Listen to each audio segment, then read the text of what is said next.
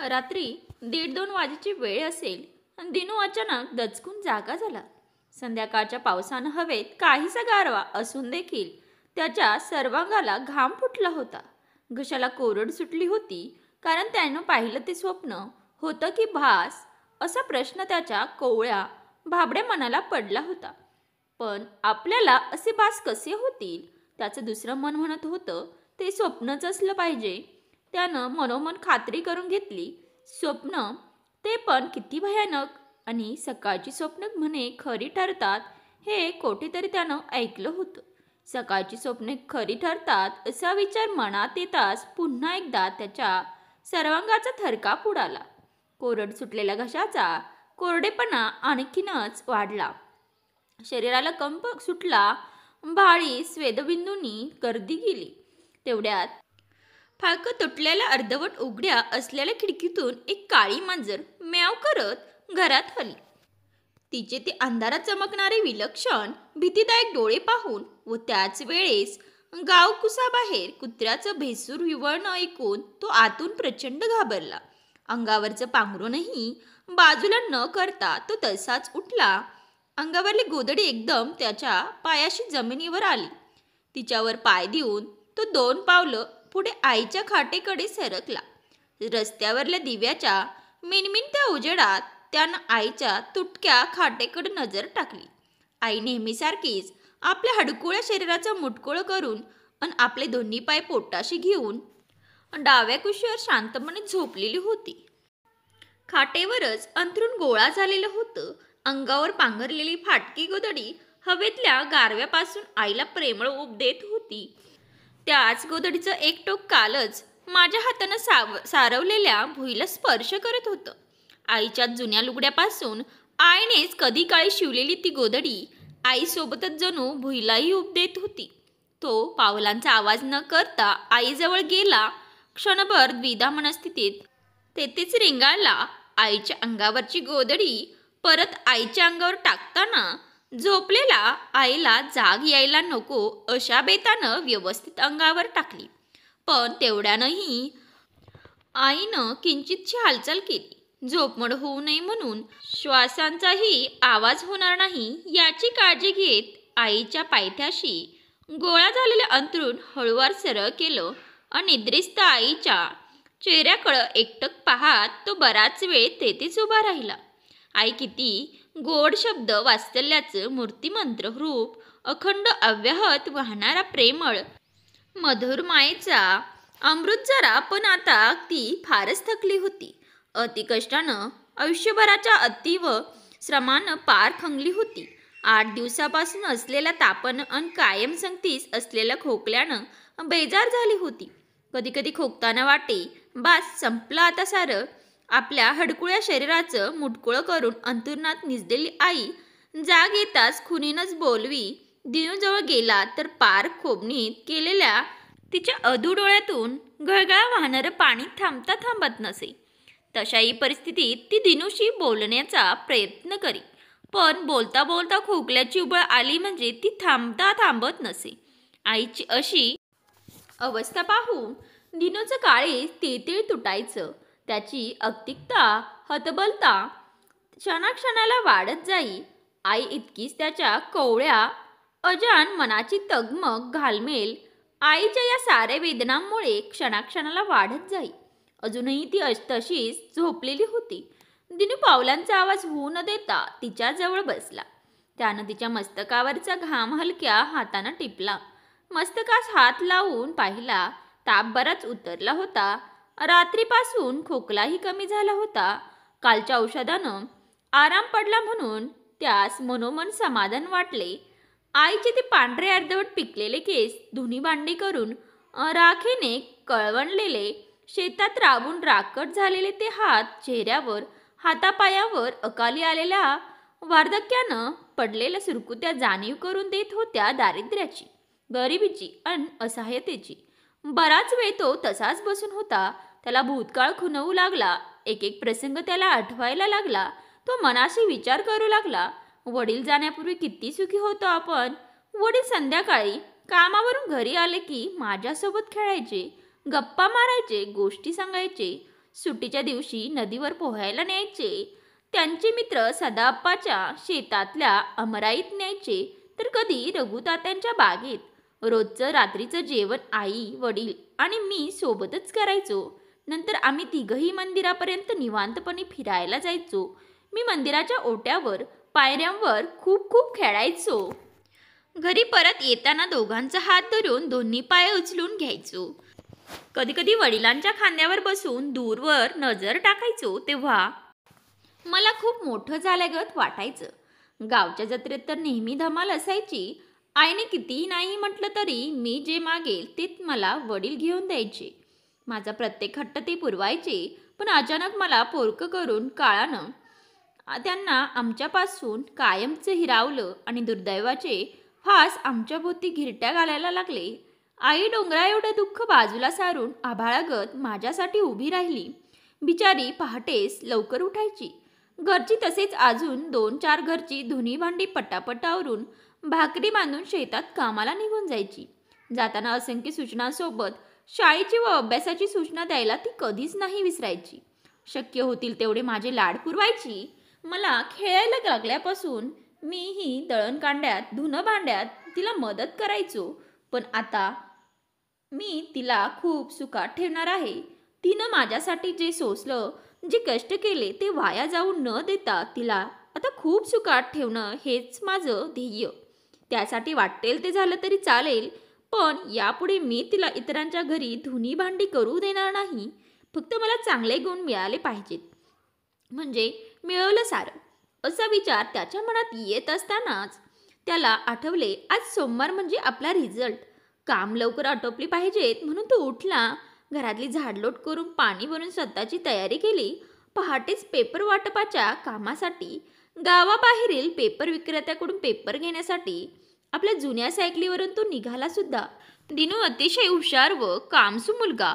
नकळत्या वयात येऊन पडलेल्या जबाबदारीचं भान आलेला, वयाच्या आधीच प्रचंड समजदार झालेला, सर्वांच्या मदतीला स्वतःहून कायम तत्पर, म्हणूनच सर्वांना हवाहवासा वाटणारा, परिस्थितीचं प्रचंड ओझं पेलताना कायम हसऱ्या चेहऱ्यानं सामोरं जाणारा, सर्वांमध्ये वावरणारा, मिसळणारा पण तरीही काहीसा अलिप्त राहणारा, एकटा असताना आपल्याच विश्वात रमणारा, शाळेत भरपूर मित्र असताना देखील परिस्थितीचं रडगाणं कधी कोणापुढं त्यानं मांडलं नाही, की घरी कोणाला आणलं नाही.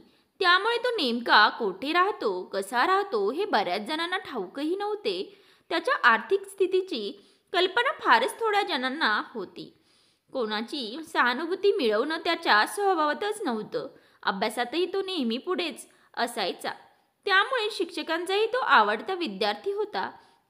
आईला तर त्याचाच आधार आणि त्यालाही आईचाच. दोघंही एकमेकांना तळहातावरल्या फोडाप्रमाणे जपत. नेहमीप्रमाणे त्याने आपला पेपरचा गठ्ठा विक्रेत्याकडून आपल्या ताब्यात घेतला. पेपर वाटपासाठी निघण्याआधी पेपरच्या हेडलाईनवर ओघळती का होईना नजर टाकण्याची त्याला रोजची सवय. पण आज मुळातच उशीर झाल्यामुळे त्याने लगेच गठ्ठा उचलून आपल्या जुन्या सायकलीला लावला आणि घरोघरी पेपर टाकायला निघाला.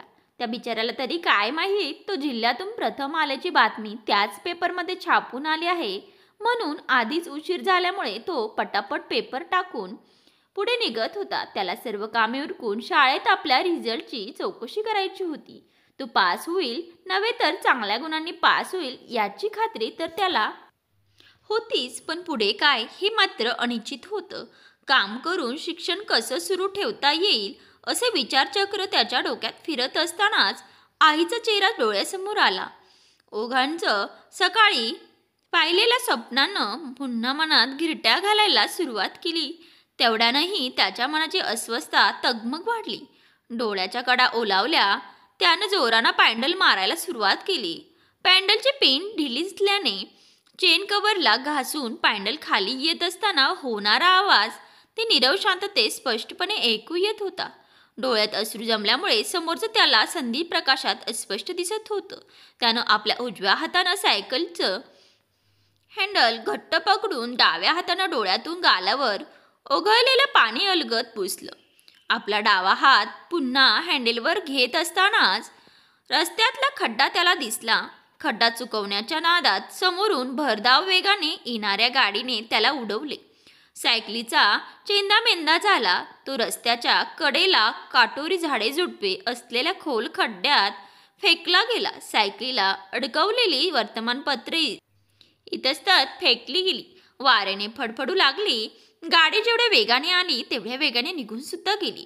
दिनू मात्र त्या रस्त्याच्या कडेला काटेरी झुडपात असणाऱ्या खोल खड्ड्यात विवळत पडला. मदतीसाठी त्यानं खूप आरोळ्या मारल्या. त्या 1-1.5 किलोमीटरच्या परिसरात वस्तीच नसल्यानं त्याचा आवाज कोणापर्यंत पोहोचतच नव्हता. त्याच्या डोक्याला प्रचंड मार लागला होता. हळूहळू डोळ्यासमोर अंधारा येऊ लागला. त्याही स्थितीत तो उठून बसला. पायातून जीवघेणी सनक पार डोक्यापर्यंत गेली. आपल्या दोन्ही हातांनी कळ आलेल्या पायाला त्याने जवळ घेतले. काहीतरी ओलं लागल्याने त्याने तळहात बघितले. ते रक्ताने भरले होते. अंगातला शर्ट फाटला होता. डोकं फुटल्याने रक्ताचा ओहळ मानेपर्यंत येऊन शर्टाची कॉलर भिजवत होता. तो तसाच उभा राहिला. एक प्रचंड सनक पुन्हा डोक्यापर्यंत गेली. अंधारी आली आणि खड्ड्यातून बाहेर येण्याच्या प्रयत्नात तो चक्कर येऊन तेथेच बेशुद्ध पडला. रस्त्यावर फेकले गेलेले पेपर अजूनही तसेच फडफडत होते. जणू त्या निर्मनुष्य रस्त्यावर वेगाने धावणाऱ्या वाहनांकडे दिनूच्या मदतीसाठी ते याचना करत होते. त्यांच्या याचनेला काही वेळातच फळ आलं. रस्त्यावर वेगाने जाणाऱ्या वाहनाऐवजी सकाळी त्या रस्त्याने दररोज फिरायला येणाऱ्या लोकांनी रस्त्यावर फडफडणारे ते पेपर पाहिले. रस्त्याच्या कडेला पडलेली मोडकी सायकल पाहिली. काहीतरी अघटित घडल्याचे साऱ्यांच्याच लक्षात आले. सर्वांनी शोध घेण्यास सुरुवात केली. एका खोल खड्ड्यात बेशुद्ध अवस्थेत पडलेला दिनू एकाच्या नजरेस पडला. त्यानं सोबत आवाज दिला. सगळे धावत तेथे आले. 2-3 तरुण खाली उतरले. बाकीच्यांनी प्रसंगावधान राखत रस्त्यावरून जाणारी एक गाडी थांबवली.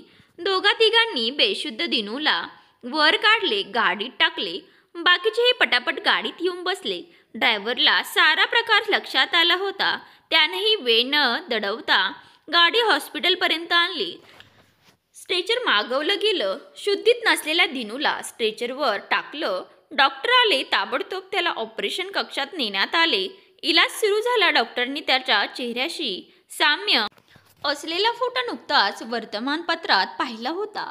त्याच्या खिशातल्या शाळेच्या ओळखपत्रावरून त्यांच्या लक्षात आले की जिल्ह्यात प्रथम आलेल्या विद्यार्थ्याची जी बातमी आपण वाचली तो हाच विद्यार्थी. त्यामुळे क्षणाचाही विलंब न लावता त्यांनी उपचार सुरू केले. वर्तमानपत्रातल्या माहितीवरून त्यांनी शाळेशी संपर्क साधला. सर्वजण हॉस्पिटलच्या आवारात जमले. हॉस्पिटलमध्ये आणण्यास उशीर झाल्यामुळे दिनूला वाचवणं डॉक्टरांपुढे आव्हानच होतं. हळूहळू चर्चा गावभर पसरली. कोणीतरी दिनूच्या आईलाही घेऊन आले. ती बिचारी स्वतःच आजारपण विसरून धाय मोकलून रडत होती आणि तिकडे दिनू आपली शुद्ध हरपला होता. बेशुद्ध अवस्थेत तो बडबडत होता. त्याच्या मनचक्षू समोर सकाळी पाहिलेलं स्वप्न फिरत होतं. आई गेल्याचं तो त्या ही अवस्थेत ओरडत होता.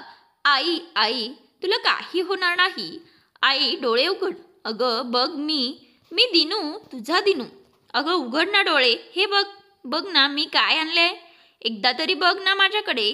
तुला आता मी सुखात ठेवणार, खूप खूप सुखात ठेवणार.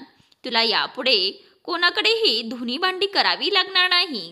तो त्या अवस्थेतही रडत होता, ओरडत होता, जखमांनी विवळत होता, कणत होता. मध्येच ग्लानी येत होती. डोळ्यासमोर अंधार दाटून येत होता. डोळे मिटत होते. शरीरातला त्राण निघून गेल्याने एक एक अवयव विसावत होते. शरीरावरल्या जखमांसारख्याच मानावर झालेल्या जखमाही खोल होत्या. त्याचं ते ओरडणं, विवळणं, असंबंध बोलणं बाहेर सर्वजण ऐकत होते. सारेच हळहळत होते. नकळत डोळे ओलावत होते. त्याचे ते करून आर्त बोलणं ऐकून सर्वांच्या हृदयाला चरे पडत होते. सर्वांची मने त्याच्या प्रत्येक वाक्यानं आक्रोशानं द्रवत होती. त्याचं त्या अवस्थेतलं आक्रदन साहजिकच होतं, कारण पहाटे पडलेली स्वप्न खरी ठरतात असं त्यानं केव्हा तरी कोठीतरी ऐकलं होतं. आईची अवस्था तर फारच वाईट होती.